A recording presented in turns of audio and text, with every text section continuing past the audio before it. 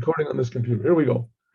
Now I'm recording. I hope I'm recording. Usually when I record, I press this and my speaker says, you are now recording, and it didn't say it. So I hope that everybody hears what I am saying, and I hope it gets recorded. Here we go.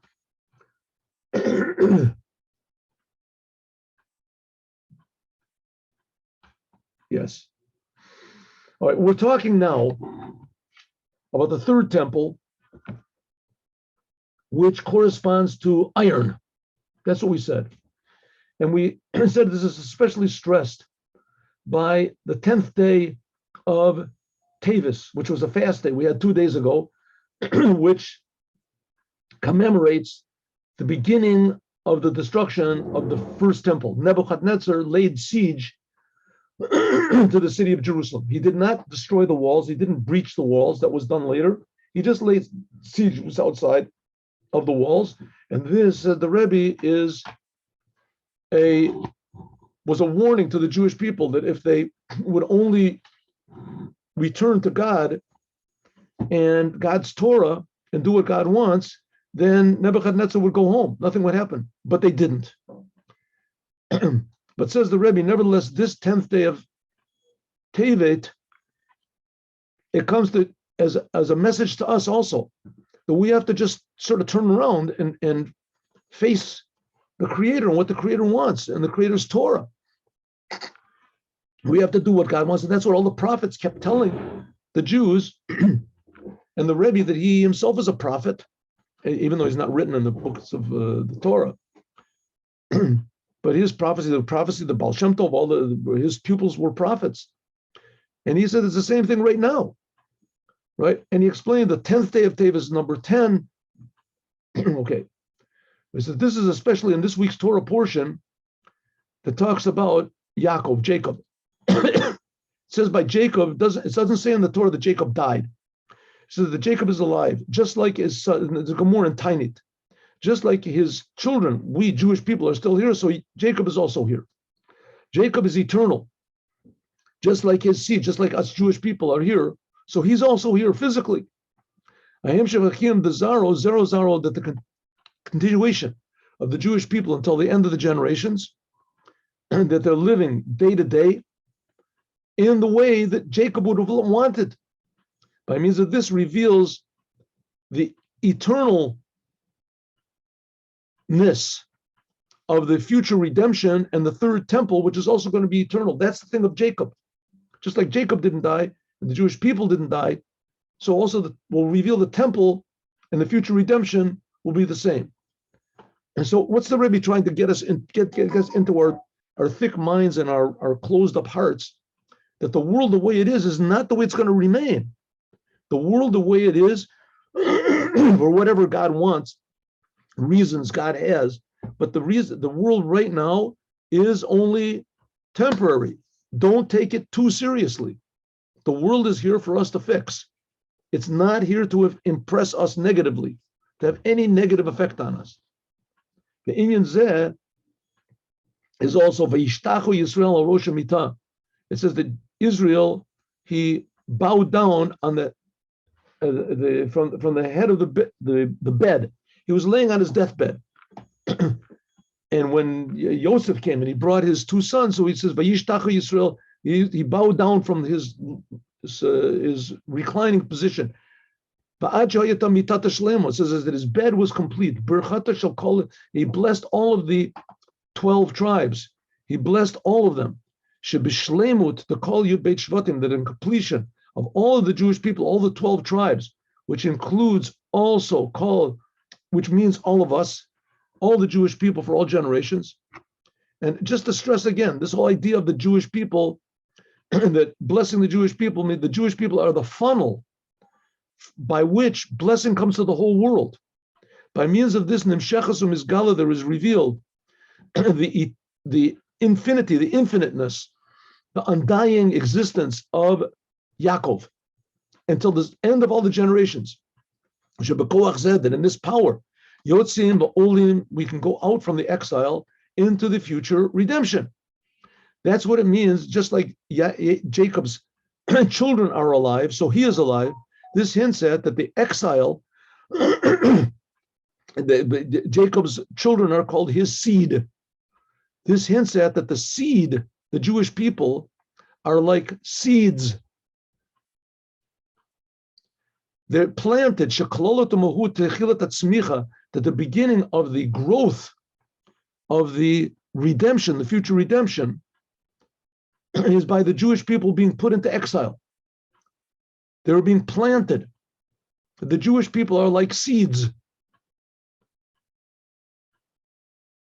Don't think that what you see of them is what they are. You look at a seed, you could never dream that from this seed comes an apple tree with all sorts of apples and nourishment and vitamins and pleasant smells with flowers, and you can get shade from it. Who would dream that? You look at a seed. Same thing, you look at the Jewish people, you think they're a nation like every other nation, right? There's a lot of nations. The Jewish people are something totally different. They're here to benefit the whole entire world. This is the whole novelty. Al calls a man on the whole and strengthening us to give us fortitude in the whole time of the exile. Because we know that this growth of the redemption is by means of zuriya, is by means of planting. The Jewish people are planted. What are we supposed to do? We're also supposed to plant our deeds and our service the whole time of exile. I hope he's according to this. Now we can understand that the connection and the sheikhus and the relationship between Vayechi to the 10th day of Tevet. Why? Ki Basara b'Tevet, in the 10th day of Tevet is mudgash, is stressed.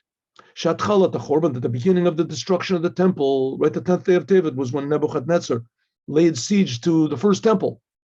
This comes to tell us that the whole destruction of the temple and the exile which came after it, Hamatzor al Yerushalayim, that he laid siege to Jerusalem, this is really just planting a seed. This is the beginning of the building of the third temple, the Chozek B'Tokav Nitzchi, that it'll be incomparable to the first two temples. The first two temples will be like seeds. Lochin, therefore, calling him as, therefore we read then, Parsha Vayechi. That's why we read now in the 10th day of Tevet, and where it's always occurs in Parshat Vayechi. Shabbat, that in Vayechi, this week's Torah portion, Mudgash is stressed, Shatchalat Galut, to the beginning of the exile. But you read it, Mitzrayim, when the Jewish people went down to Egypt, right? Yaakov went into Egypt. Koleled, it includes in it Umahava, and it is Hatchalat Geula, the beginning of the future redemption. Nitzchi is the future eternal redemption. Bedugma Tazuriya, like planting. Shekolelet Umahava Techilat Tatzmicha Ba'ofen Nitzchi, that really don't look at the bad as just being bad. Excuse me. Putting a seed in the ground, you might think he's wrecking the seeds, he's throwing these seeds away. You could take a bushel of, let's say, wheat seeds and grind them up, make a couple loaves of bread. What are you putting them into the ground for? Well, you're not going to get any, you can't eat them then. They're going to rot in the ground. But the fact of the matter is that they've been put into the ground in order that from each one of these seeds can grow up 100 seeds. And from each one of those 100 can grow another 100. So the whole idea that the Jewish people are in exile, and it seems that they're all crumbling up and disintegrating, the fact is it's not so. It's only in order that Hashem grow something great from that. But Yim Tokyoter, and this even more, Hakesher B'Sheichut, the connection of Zaro B'Chaim, that his seed is in life. Just like Jacob is alive, so his seed, the Jewish people, his offspring, they're alive. Shatokef, that the power of Barzel, we talked about iron. This is the connection between, excuse me, I'm sorry. That this is the connection between the Jewish people and this thing of iron, which we said iron was a destructive thing, but in the third temple, this iron will be used. King David, when he was preparing to make the first temple, he said that he gathered together a lot of iron, which was not used for building the temple. This will be used. It's the same thing over here, the Shechorban, that the destruction of the temple, which was by means of iron, the bad implements of war, who is Atchalat Tokef. This is the beginning. This is just like planting the seed for the power of the iron, which will be in the future Beit HaMikdash, in the future third temple, like we said before. Even since Shazaro B'chaim, since that the seed of Jacob is alive, he Ashlemus, this is the completion of the 12 tribes, B'nai, the 12 tribes, and the sons of the 4 mothers, that their first letters are Barzel, iron, Bila, Rachel, Zilpa, Leah. The Kedusha of holiness, Avnei Barzel, like it says that one of the blessings is that Israel will be, his stones will be like iron. Stones of iron. Avnei,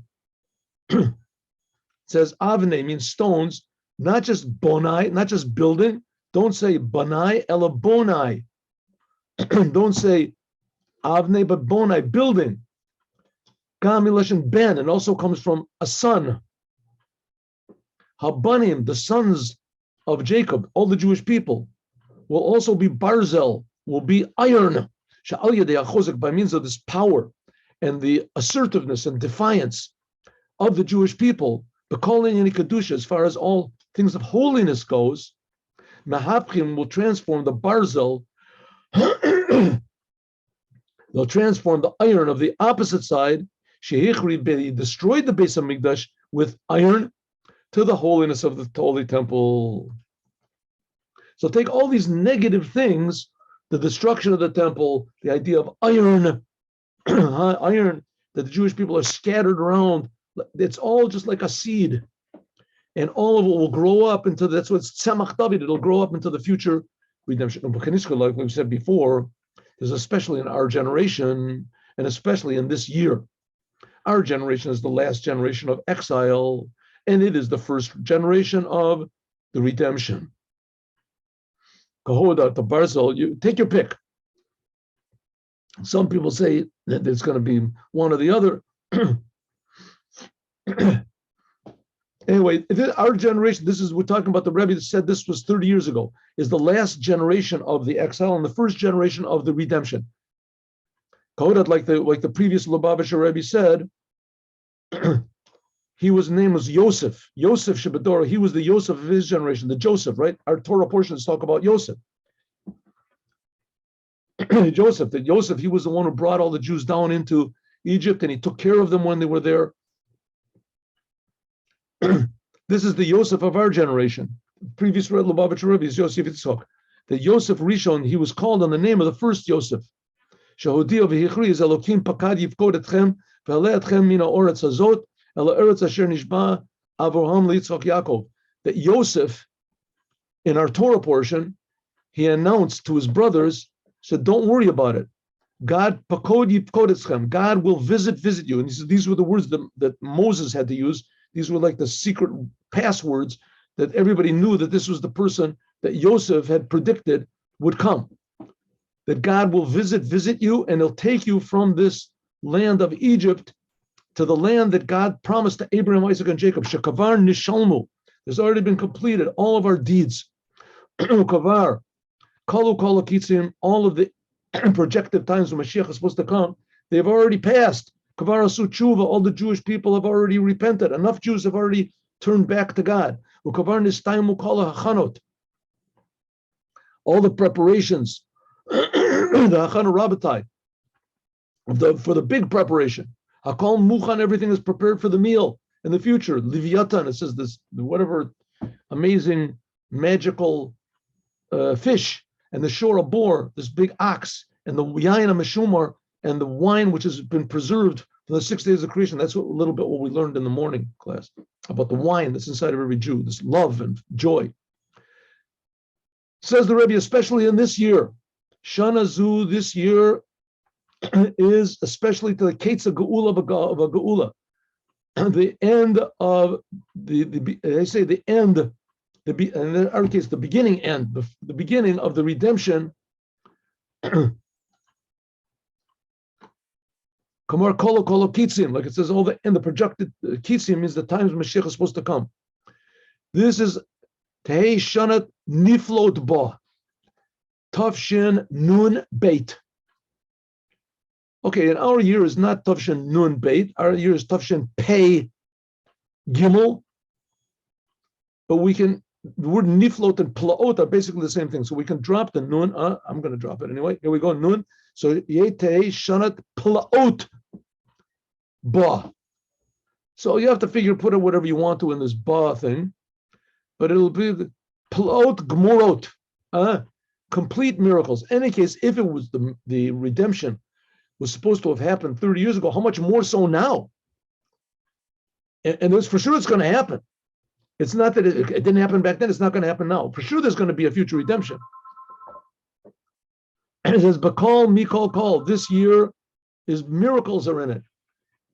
Shakai. This refers to the geula mitif the shlema, total new redemption by means of the Moshiach. Like it says, "Ki yamet seitchem eretzraim," I will show you miracles. So as then yakol and yanim, then there'll be all these things, but often in a way.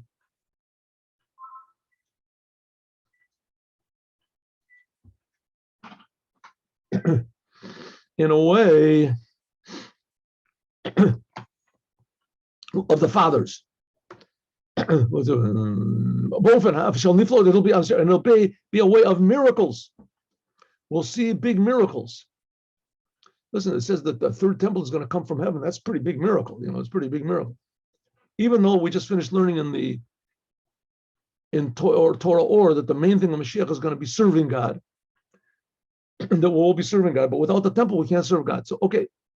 Anyway, there'll be big miracles. The biggest miracle of all, if you ask me, is that there won't be any more hatred or frustrations and jealousy and lust and all that. That's pretty good, big miracle. But od beikar, kina, sina, tachrut, but call me, call. This is the level of the forefathers. Sheitimu HaKodesh Baruch Hu, that God gave each one of them, Abraham, Isaac, and Jacob, a taste of the world to come. By Shlemut Bazan, the completion in this, which is by Abraham, Isaac, and Jacob, which is namely the whole Jewish people, and therefore by each and every individual Jew. This will be La'atid Lavo in the future. When is the future? Today, now. Kishiyakumu Gimalavot, but then eventually the Abraham, Isaac, and Jacob will actually raise from the dead. All the Jewish people will raise from the dead. Yachanimon, together with them will be the four mothers.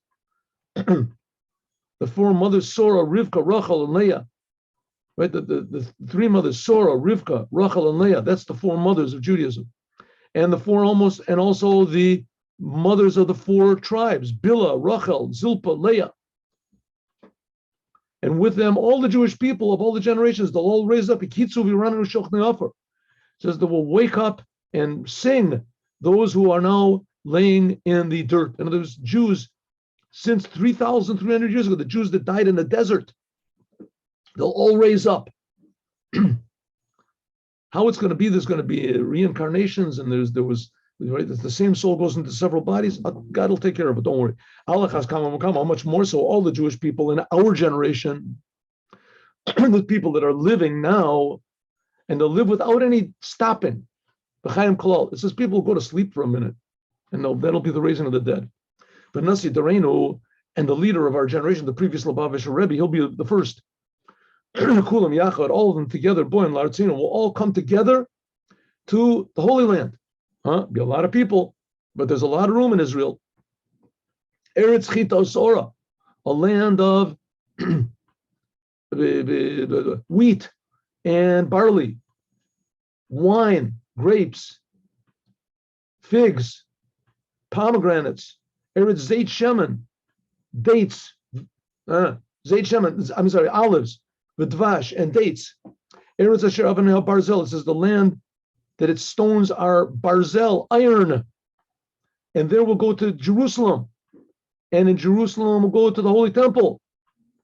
And in the Holy Temple will be the completion of barzel, of iron, for the holy side. Therefore, B'dareinu zeh, we'll have to finish this tomorrow.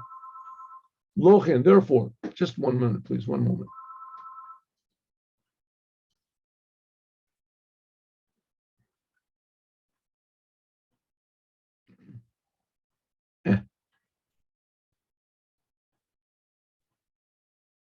Therefore, but Dorenu is there in our generation, and in this year, it is stressed more, and even and mainly hachizuk, the strength, the power, shebahadgashat hakavana, when we have to stress the intention and the purpose, the goal of the geula, of the redemption. Sheyeshnu b'tchilas zman hagalus, that was already in the beginning of the exile. When did the exile begin? When Yaakov and his sons went down into Egypt. That's when it began. When is it going to end? Now, any instant. But it's there, it's building up through the generations, like a seed, just waiting to burst forth. Alachas kama v'kama, how much more so after the completion of all of our service of God, all the time of the exile, take of him yet immediately, mamish, Ba should come, the geula, the eternal redemption, and the third temple, Bapoel Begiloi, revealed. Sha'az then ro'im, shetamuro tamatzor, instead of there being the siege that Nebuchadnezzar made, and that we commemorate on the 10th day, the siege on Jerusalem, Nasa Shlemut will be the ultimate widening, expansion of Jerusalem. For Rama v'yashva tachtea says that everyone will. Where is this coming from? Where is this? All right. Anyway, here we go. Rama v'yashva tachtea ta'arich, that it will be longer and wider. Jerusalem will. It will spread out. The holiness of Jerusalem will spread out. It says to the whole land of Israel. Until Jerusalem will be open. Above any limitation. Even since that Jerusalem will spread out into the whole land of Israel. And the land of Israel will spread out to the whole world. In other words, the whole world will feel holy land. Everyone will feel that they're being created by God.